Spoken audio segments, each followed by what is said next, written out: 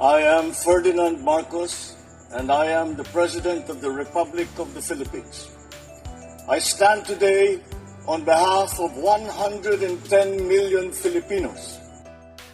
Hello universe, it's me again. Shout out sa inyo mga kababayan. Hello sa mga Marcos loyalists and supporters.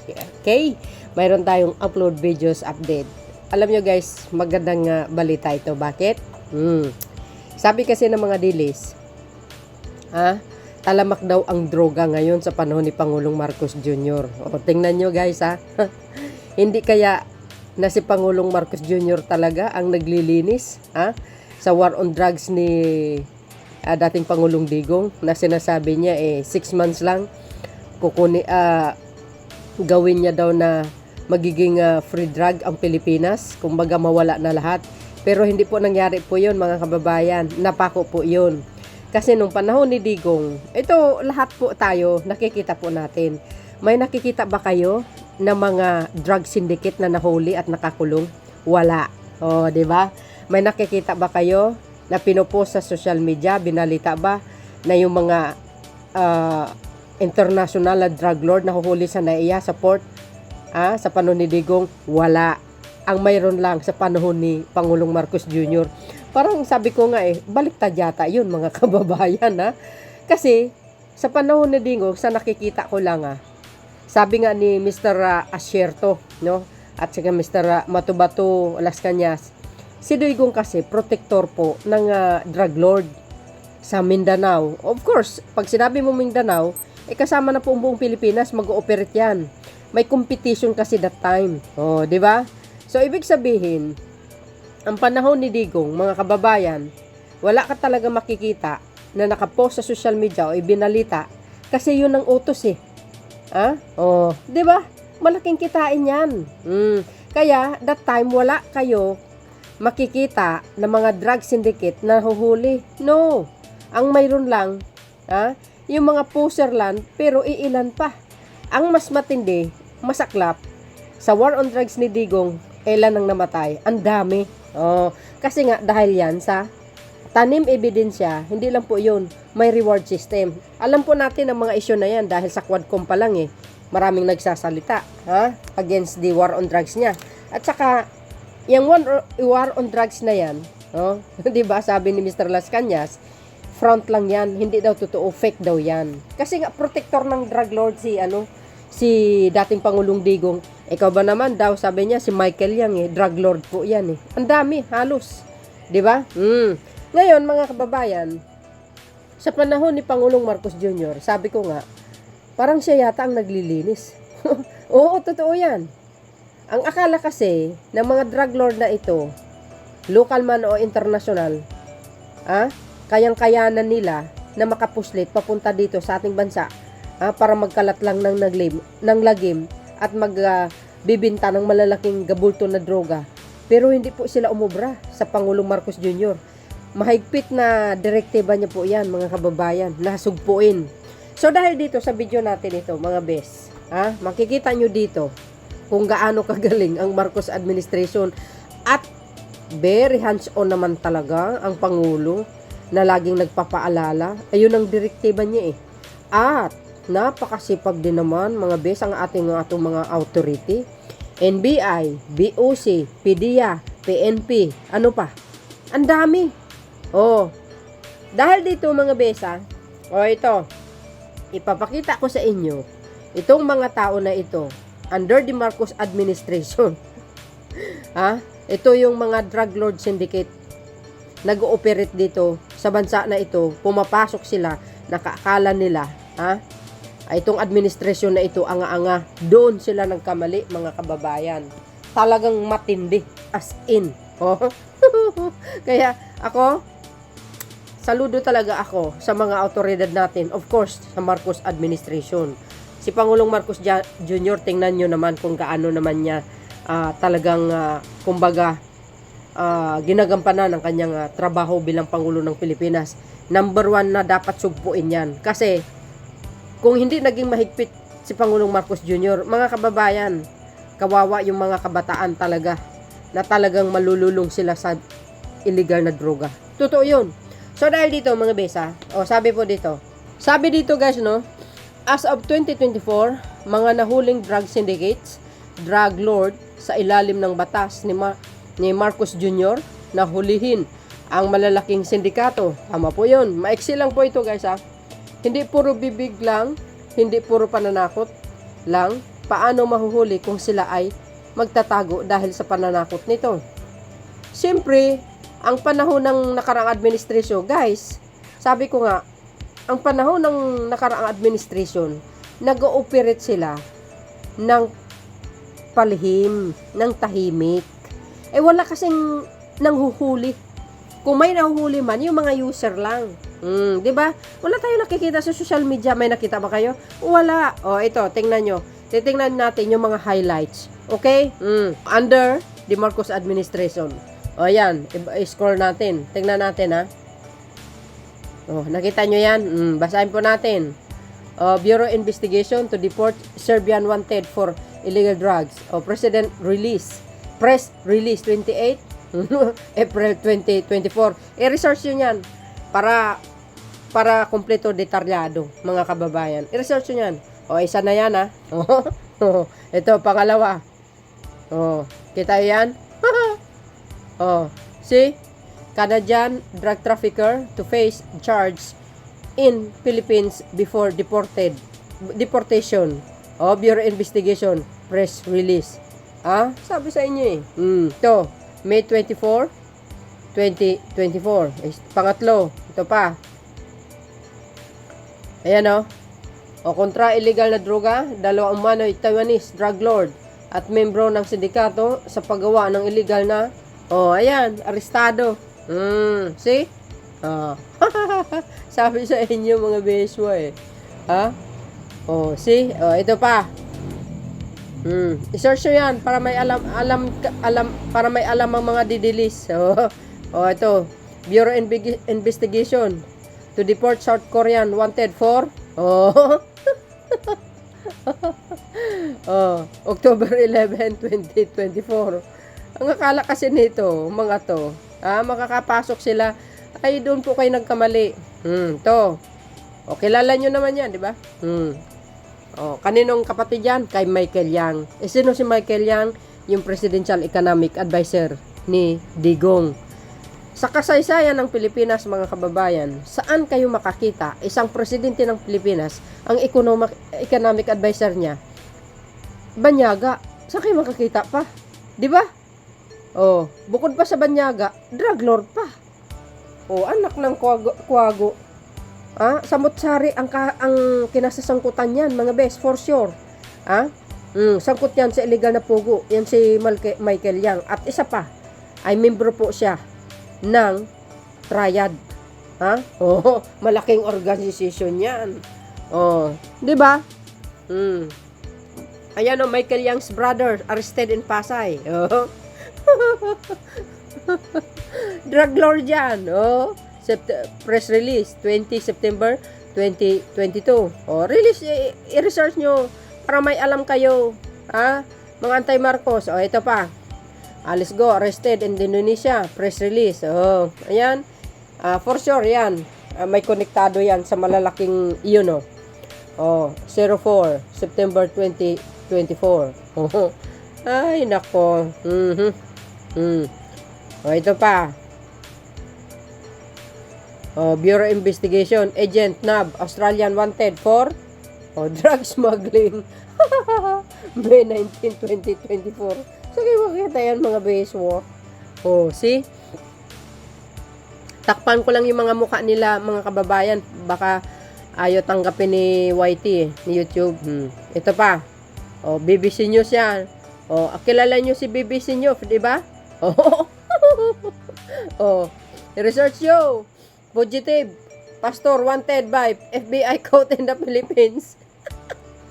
Sa panahon ni Pangulong Marcos Jr., hindi po lang illegal na mga illegal kumbaga mga sindikato na sangkot sa illegal na droga, pati po yung mga nangyayari sa panahon ni Pangulong Marcos Jr. noong 2024. Ito pa, ayan, si Pastor Kibuyan. O, ito pa.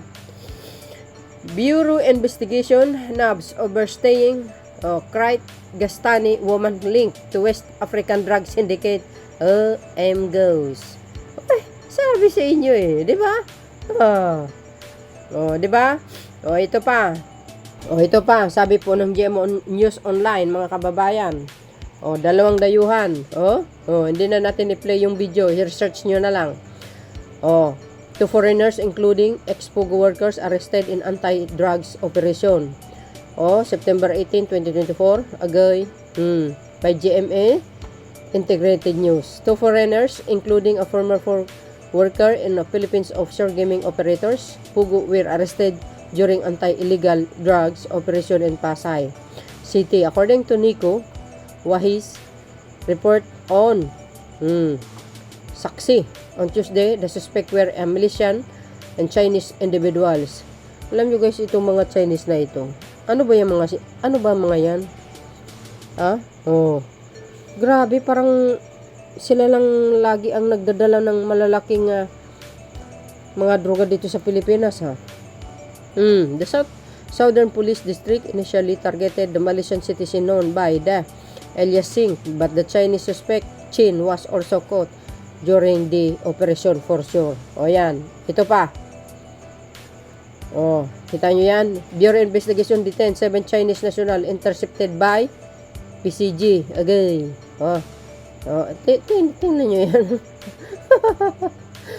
Baka kung sa panahon ni Judas yan, baka kinitil na ang buhay nila.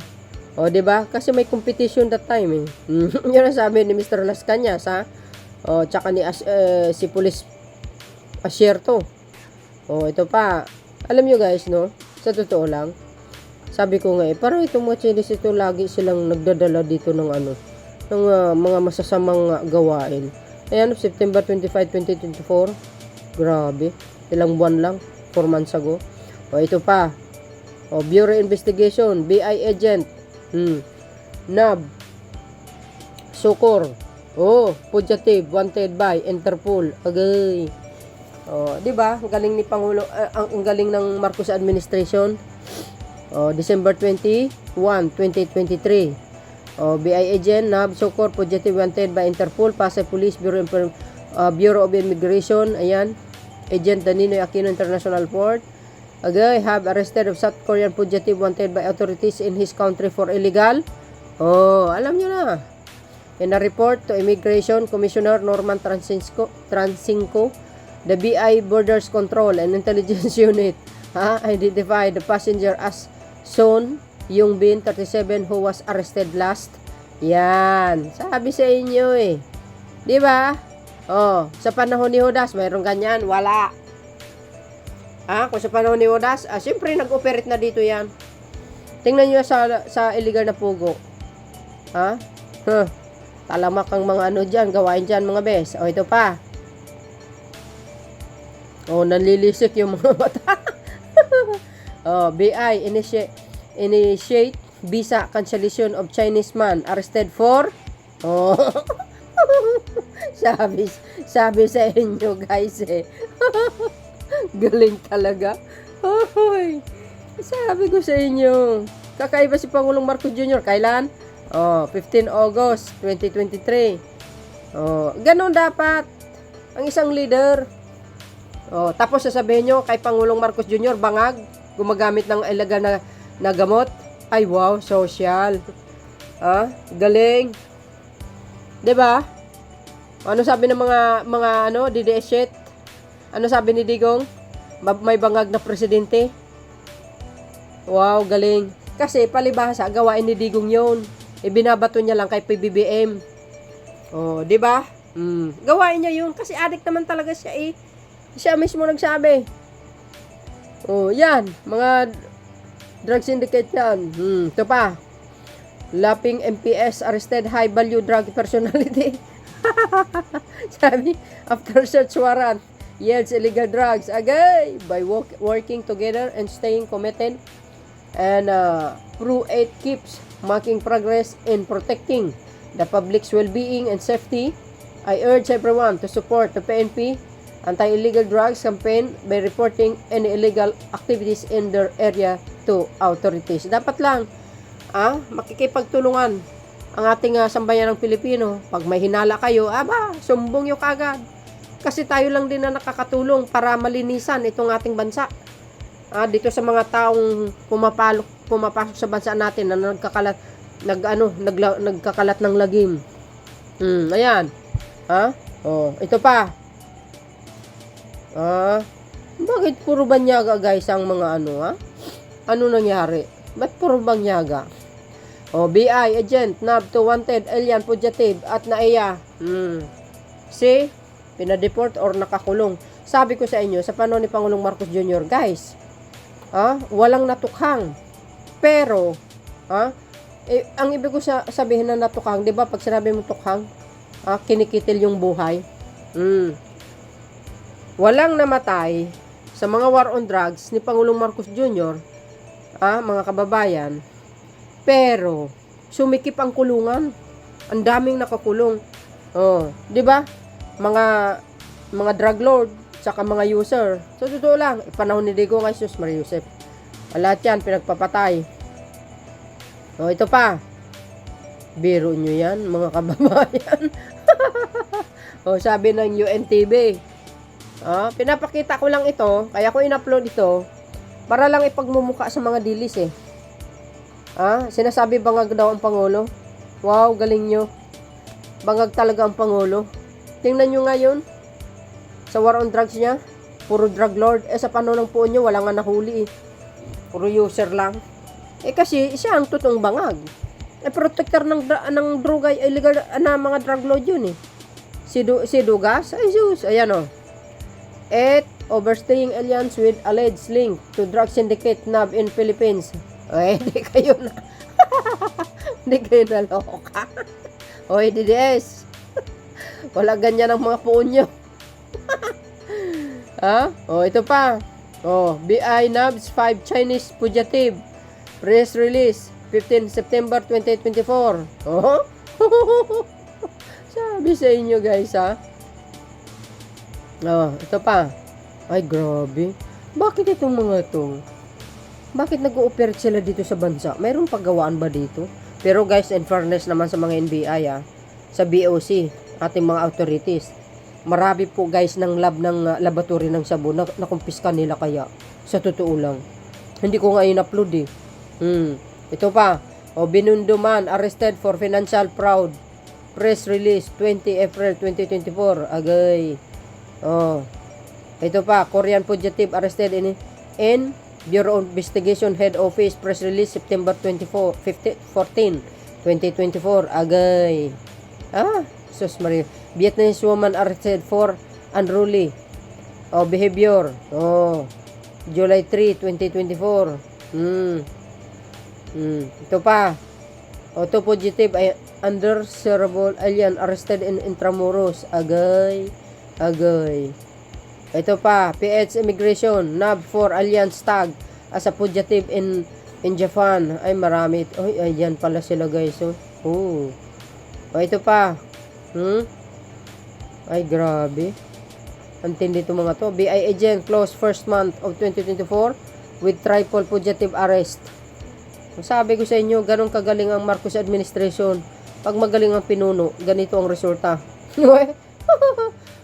PH immigration arrested Korean money for forger. Di ba? Halo-halo na ito. Ito lahat mga banyaga guys Ilan lang ang lokal. April 24, 2024. Agay. Ito pa. BI detained 7 Chinese national intercepted by PCG. Press release 25 September 2024. Ay my goodness. Ano ba yan? Ito pa. Yan BI apprehends French man in Baguio, a Korean fugitive in Cebu. Press release 01 August 2024. Matindi ito. Ito pa. Ayan. BI personnel intercepted Chinese fugitive at NAIA. Akala nila, ay guys, hindi lang mga drug syndicate ito Ito, mga kriminal ito. Dito gusto magtatago sa Pilipinas. Pues, hindi mangyari yan. Ayan, huli. Siguro pinapadeport ito. binabalik sa kanilang bansa. Oh, gagawin nilang taguan pa ang Pilipinas, ha? O, ito pa. BI Nabs to wanted Chinese fugitive. Agay. Ay, nako, antindi. O, ito pa. Marami ito, guys, ha? O, yan, o. Kita yung pagmumukha yan. 3 blacklisted Chinese men attempted to slip past immigration arrested by officer.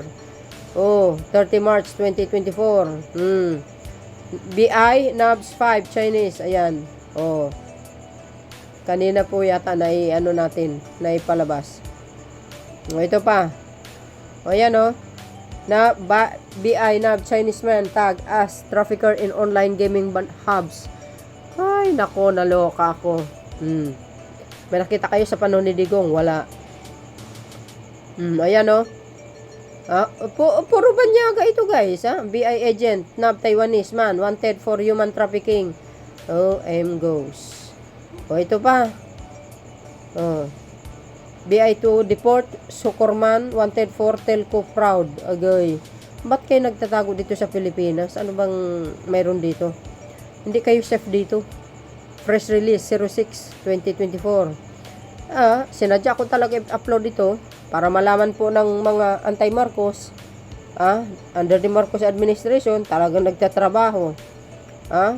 BI FSU arrested 2 Korean fugitive 25 April 2024. Ayan. Ayan, BI agent na Korea wanted for telco fraud, drug trafficking. Paulit-ulit ba tayo? Hindi naman. Ayan, PH immigration agent arrest Korean fugitive 22 September 2024. Agay. Ito pa. BI na iya deports 2 Korean fugitives. Goes. Ayan pa. BI Nabs 3 Koreans wanted for robbery. Bakit kayo nagtatago dito sa Pilipinas? Mga loko-loko to, Sukor fugitive wanted for illegal gambling arrested at naiya Bureau Investigation. Sa itsura pa lang, DSCRH News. Agay. Reporting Val Gonzales. Sabi ko sa inyo, Taiwanese drug lord na ilang beses nang nakatakas sa kulungan, arestado ng NBI sa Maynila. Uy, grabe, intindi, guys, ha. Ito pa. Fugitive wanted for illegal drug snap at Clark Airport. Uy! Sukor, grabe. June 19, 2024. Galing talaga. Saludos sa mga autoridad natin, mga kababayan. Ayan pa, fugitive Nab in back to back BI operation goes. September 15, 2023. Mas marami 24, Barangay Tanod arrested for illegal drug pushing. Agay. Ito pa. Ito. 28 million 560 worth of sus. Ayun, bypass operation in Lawag City. Hindi ko na-update to, On the evening of July 9, 2024, operatives from Lawag City Police Station and the Provincial Drug Enforcement Unit conducted a successful bypass operation, leading to the arrest of 2 drug suspect, 48 years old, high value yan, individuals, and 44 years old, street level individuals, both from Claveria, Cagayan. The suspect currently residing Barangay 9, Lawag City, was caught selling alleged shabu to the police pusher buyer. During the operation, police confiscated 4.2 grams of suspected value at 28 million plus. Ito, guys, based on standard drug price. Ganun kagaling. Ay, nako, mga kababayan, ang dami ito, sa totoo lang, napakadami. Ito, pina-upload ko lang, ito, GMA News Online. In-upload ko lang para makita po ng mga anti-Marcos na kung gaano magtrabaho itong administration na ito. Sabi nyo, walang nagawa, weak leader. Talaga lang, weak leader talaga. Yan bang weak? Tingnan nyo naman, sangkatutak na banyaga, mga illegal na mga drug syndicate. Mga local and international. Tingnan nyo kung gaano kahigpit ang Marcos administration na yan. 2 Vietnamese arrested for illegal gun drugs possession in Pasay could be Pugo Workers Police. Si July 10, 2024. Agay, 2 Vietnamese men arrested for allegedly threatening a bar customer with an gun. Pasay City, May, Philippines off gaming operator Pugo. Agay! Workers according to police. Ano pong kapalagayan nyo mga kababayan? Ay, ang dami nito. Super dami. May kasunod pa.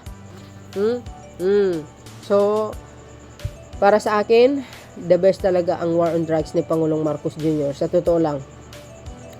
Walang ano ito guys. Walang kapareho. Galing niya talaga mamuno. Yan maganda. 'Di ba? Sa mga nagsasabi na weak leader, maglinis muna kayo ng ano nyo, ng taingan nyo at yung mata nyo. 'Di ba? Mag-research kayo para mawaswasan niyo yung mga utak nyo.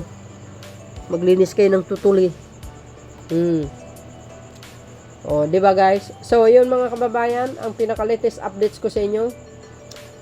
Maraming salamat sa inyong watching. See you again on my next upload video. Bye and babush.